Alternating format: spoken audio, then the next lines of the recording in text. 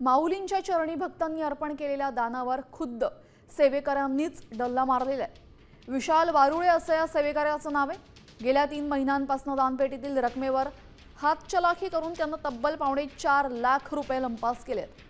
पोलिसांनी संशयिताच्या घरात झडती घेतली असता 10, 20, 50 आणि 100 रुपयांच्या नोटांनी भरलेल्या पिशव्या जप्त केल्यात। देवाच्या दारात सेवा करण्याऐवजी चोरी करणाऱ्या या सेवेकराच्या कृत्यामुळे वारकरी संप्रदायात आणि भाविकांमध्ये तीव्र संताप व्यक्त होतोय।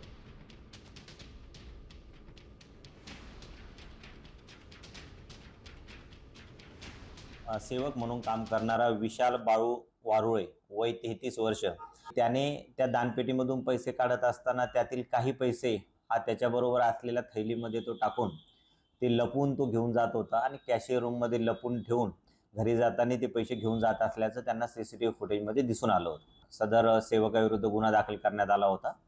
काल रात्री आम्ही त्याला गुन्ह्यामध्ये अटक करून त्याचा पुढील तपास चालू